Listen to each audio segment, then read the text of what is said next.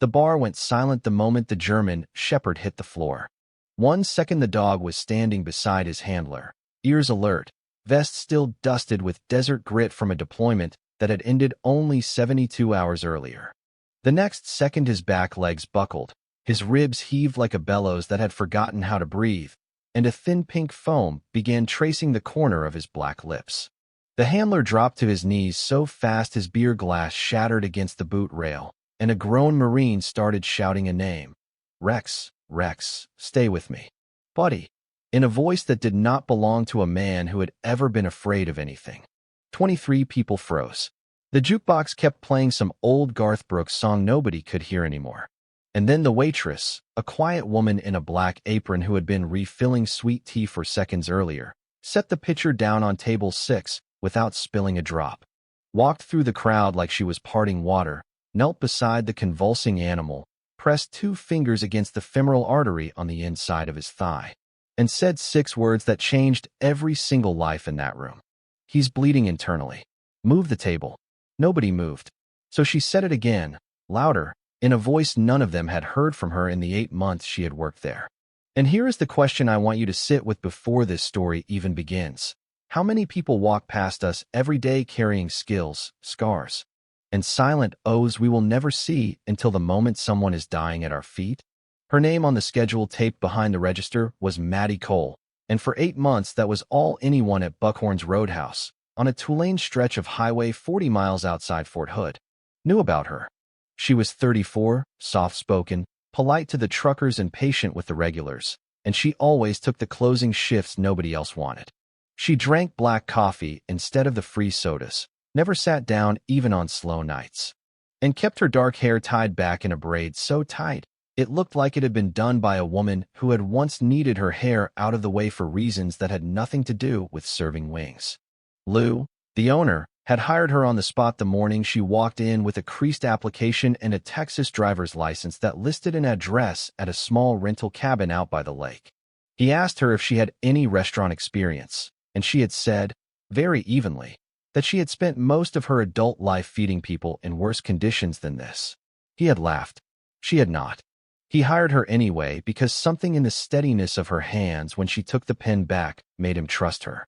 And Lou had been pouring drinks for soldiers long enough to know that some kinds of steadiness were earned in places you did not ask about. What Lou did not know, what none of the regulars knew, what the off-duty sergeants who tipped her in folded fives never suspected, was that Madeline Cole was a former major in the United States Army Medical Corps, a forward-deployed combat trauma surgeon who had served 3 tours between Kandahar and Mosul, who had operated under mortar fire inside a collapsed schoolhouse in Helmand Province, and who had once kept a 19-year-old private alive for 41 minutes with her bare hands inside his chest cavity while a sandstorm grounded every medevac bird in the country. She had left the Army 11 months earlier, not because she wanted to, but because of something that had happened on her last rotation, something she did not yet have words for. Something that had made her hands shake every time she tried to pick up a scalpel in a sterile civilian operating room back in San Antonio. So she had done what soldiers do when the inside of their own head becomes a place they cannot stand to be alone in. She had run. She had run to a small town where nobody knew her, taken the first job that did not require references, and decided she would learn how to be a normal person again. 1 tray of cheeseburgers at a time. And for 8 months it had almost worked. The handler's name was Staff Sergeant Daniel Reyes, and he and his K-9 partner Rex had walked into Buckhorn's at 9:47 on a Tuesday night because Reyes had promised the dog a steak before either of them slept in a real bed. They had landed at Robert Gray Army Airfield 3 days earlier after 14 months in the Horn of Africa, and Rex, a 6-year-old multi-purpose canine certified in explosives detection and patrol, had been Reyes's only consistent companion for every one of those 420 days. The dog had cleared 17 suspected IED caches, alerted on a suicide vest at a checkpoint in Mogadishu that would have killed a convoy of 12, and slept across Reyes's boots every single night the temperature dropped below freezing in the highlands. Reyes loved that dog more than he loved most of the human beings in his life, and he had told the bartender exactly that when he ordered a porterhouse rare and a bowl of water with ice in it. Rex had eaten about half the steak when the seizure started. Reyes thought at first that the dog was choking, And he did what every handler is trained to do, sweeping the mouth, lifting the jaw. But Rex's gums had already gone the color of wet ash, and his pupils were two different sizes. That was when Maddie crossed the room. She did not run. Running in a crisis, she had learned a long time ago in a tent outside Bagram, makes other people panic, and panic kills more patients than bullets do.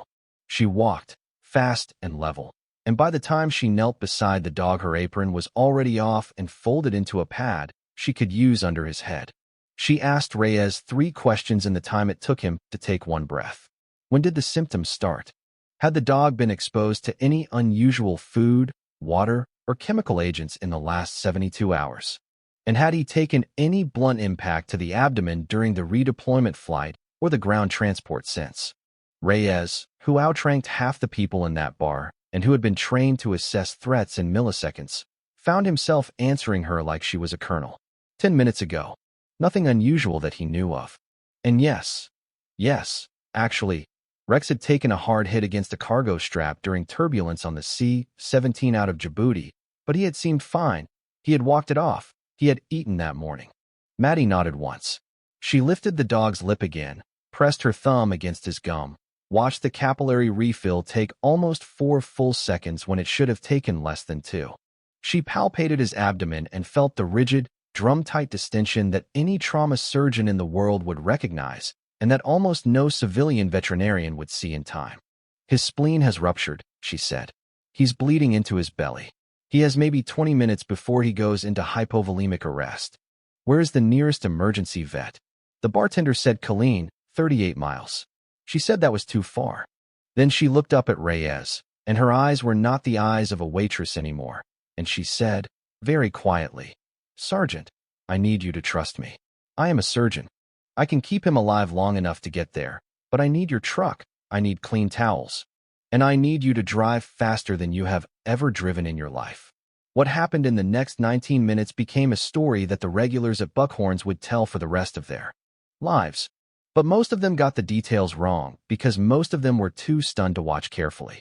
Lou, who had been a Navy corpsman in 1991 and who recognized the language Maddie was speaking the moment she started speaking it, was the only one who kept his head. He brought her the first aid kit from under the register, the cleanest bar towels he had, a bottle of saline left over from a contact lens display he had forgotten to throw out, and a roll of duct tape. She asked for ice, and he brought a cooler full. She asked for the sharpest knife in the kitchen, sterilized in the deep fryer's boiling oil for 90 seconds. And he brought that too without asking why. She did not open the dog.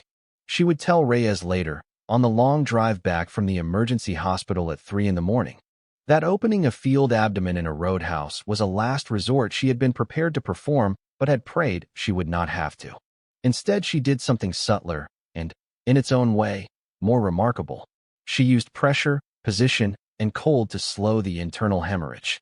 She elevated Rex's hindquarters on a folded jacket to keep what blood volume he had left perfusing his brain and heart. She packed bagged ice along his flanks to constrict the splenic vessels.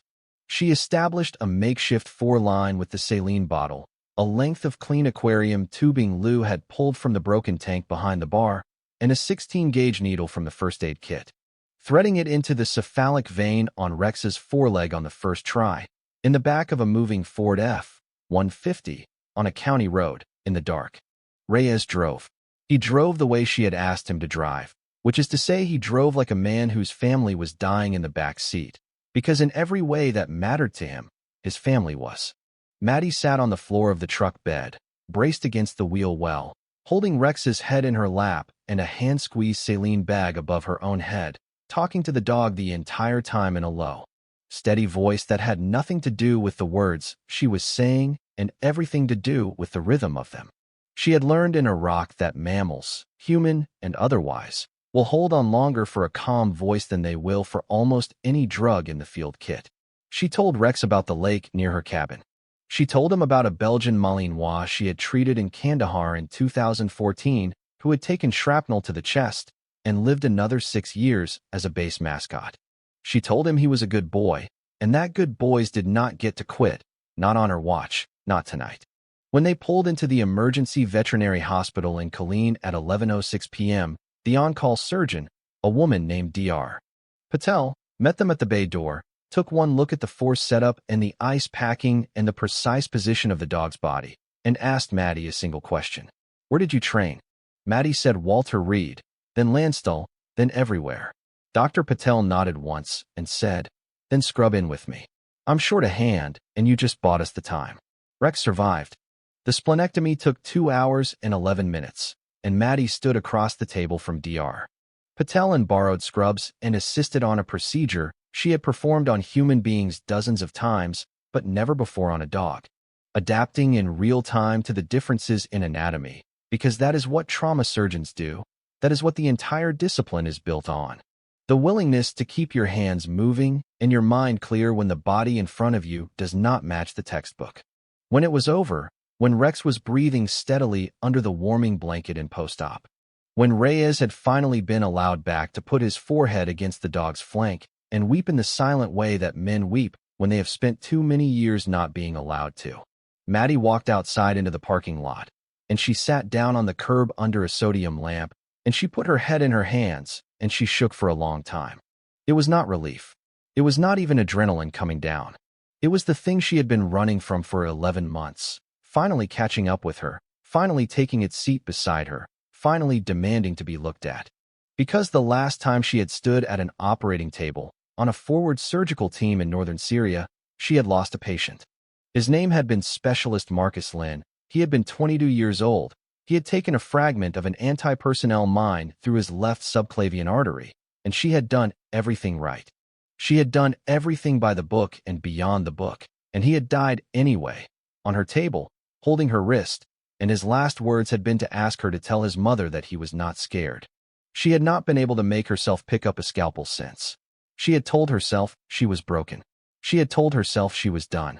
She had told herself that whatever it was that had once let her walk into a tent full of screaming wounded and feel her hands go calm and her vision sharpen and her whole self click into a higher gear.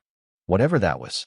She had used it all up on Marcus Lynn, on the road outside Mosul, on the years before that. Sitting on that curb in Killeen, Texas, with a dog's blood drying on the cuffs of her borrowed scrubs, she understood that she had been wrong. The thing inside her had not been used up. It had only been waiting for a patient who needed it badly enough to drag it out of hiding. And it had taken a German shepherd with a ruptured spleen and a Marine sergeant with tears in his eyes to do what 11 months of therapy, 2 pharmacies worth of medication, and 1,000 sleepless nights had not been able to do. It had reminded her who she was. The lesson she would carry from that curb for the rest of her life was the one every soldier eventually learns and every leader eventually has to teach, that running from your gift does not heal you, and that the only way out of the wound is, eventually, back through the work. The story, of course, did not stay quiet. It could not.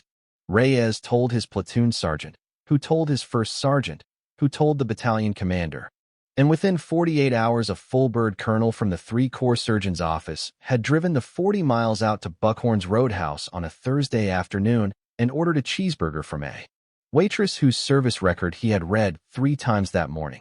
His name was Colonel James Whitaker, and he had served with Maddie at the Combat Support Hospital in Bugram in 2017. And he had been one of the people who had signed the recommendation that almost made her a lieutenant colonel before she walked away from the uniform. He did not tell her any of that at first. He just ate his burger, tipped her 40%, and on his way out he set a business card face down on the table and said, "When you're ready, Major." Not before, but when you're ready. The Army still needs surgeons who can do what you did in the back of that truck. And the VA needs them more. Maddie picked up the card after he left. She did not call him that day. She did not call him that week. But she stopped pulling her braid quite so tight, and she started sleeping with the windows open again. And one Sunday morning she drove out to the lake by herself and sat on the dock and watched the sun come up over the water, and she allowed herself, for the first time since Mosul, to think about Specialist Lynn without flinching. She thought about his mother. She thought about the letter she had never written because she had been too ashamed to write it. And she went home and she sat down at the small kitchen table in her rented cabin and she wrote it. 6 pages, longhand, no draft. She told Mrs. Lynn about her son's last minutes. She told her what he had asked her to say, which she had been carrying for a year and a half like a stone in her chest. She told her that Marcus had not been scared, and that he had not been alone, and that he had been brave in the way that only ordinary young men can be brave, which is the bravest kind there is. She mailed the letter on a Tuesday. The reply came 11 days later, in handwriting that shook a little, and it said only, "Thank you for bringing my boy home to me. Please come see us when you can." Maddie read it standing at the mailbox at the end of her gravel driveway, and she folded it up, and she put it in the breast pocket of her jacket. And she walked back into the cabin, and she picked up the phone, and she called Colonel Whitaker. She told him she was not ready to go back into a combat hospital. She told him she might never be. But she told him she was ready to go back to work, in some form, in some capacity, in whatever way the Army still needed her. He told her he had been waiting for that call. He told her there was a program at the VA hospital in Temple that paired combat-experienced surgeons with veterans who had complex post-traumatic injuries, and that the program was understaffed and underfunded and full of patients who needed exactly what she was. She started 6 weeks later. 2 years passed. They passed the way good years pass for people who have done hard work to deserve them, which is to say they passed quickly and unremarkably and with a great deal of quiet meaning underneath the surface. Maddie kept the cabin by the lake. She kept her job at the VA, and within 18 months, she was running the surgical rehabilitation team. And within 22 months, she had been asked to consult on a Department of Defense program studying the long-term care of military working dogs after deployment, a program that had been launched, in part, because of a single after-action report filed by a Staff Sergeant Daniel Reyes about a night in a roadhouse outside Fort Hood. She still worked 1 shift a week at Buckhorns. Lou had asked her to stay, after everything, and she had said yes, because she had learned by then that the people who pour coffee for truckers and the people who run trauma bays are not as different as the world likes to pretend they are. And because she had come to believe that a person who has been broken should hold on to the small, ordinary things that helped put them back together. Reyes and Rex came in every Friday night they were not on assignment. Rex, with his long surgical scar hidden under his fur, would lie at her feet while she wiped down tables, and she would slip him pieces of bacon when Lou was not looking. And Reyes would drink 1 beer, never 2, and tell her about his daughter who had just learned to walk. The handler had named the little girl's stuffed dog Maddie. He had not asked permission. He had not needed to. On a Saturday morning in the spring of her 2nd year back, Maddie drove to a small town in Ohio, and she sat in a kitchen with Mrs. Lynn, and she drank coffee, and she looked at photographs of a 22-year-old boy who had wanted to be a high school history teacher, and she stayed for 2 days, and when she left, Mrs. Lynn walked her to the car and held her face in both hands and said, "You did not fail him. You loved him. There is a difference, and I want you to know it for the rest of your life."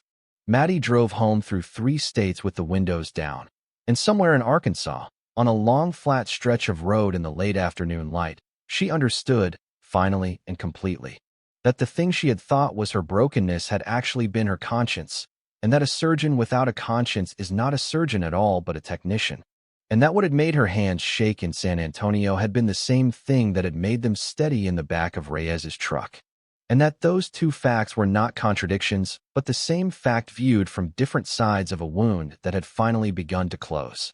She did not cry. She had cried enough. She just drove, and she let the wind move through the cab of the truck, and she thought, for the first time in a very long time, that she might be all right. There are people in this country, walking past you in grocery store aisles and standing behind you in line at the post office and refilling your sweet tea on a Tuesday night, who carry inside them entire wars you will never see. They carry the names of the dead. They carry the weight of decisions made in seconds and grieved over for decades. They carry skills earned in places and conditions most of us are fortunate enough never to have to imagine, and they carry them quietly, often invisibly, often at great personal cost. And they carry them whether or not anyone ever thanks them for it. Maddie Cole was one of those people, and her story is not really about a dog, although the dog matters, and it is not really about a bar, although the bar matters too. It is about what happens when a person who has been hiding from her own gift is finally given a reason to use it again and discovers, in the using of it, that the gift was never broken, only set down for a while, only waiting for hands brave enough to pick it back up. The lesson her life offers, if we are willing to take it, is simple and very old and worth repeating until we believe it. We do not heal by running from who we are.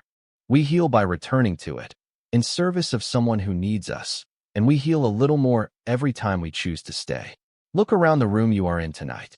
Look at the strangers around you tomorrow. Some of them are carrying medals you will never see, and scars, and oaths still in force. The least we can do is meet them with the respect of assuming they might be heroes in disguise. And if this story moved you, tell me in the comments, who is the quietest hero in your life? And have you ever told them what they mean to you?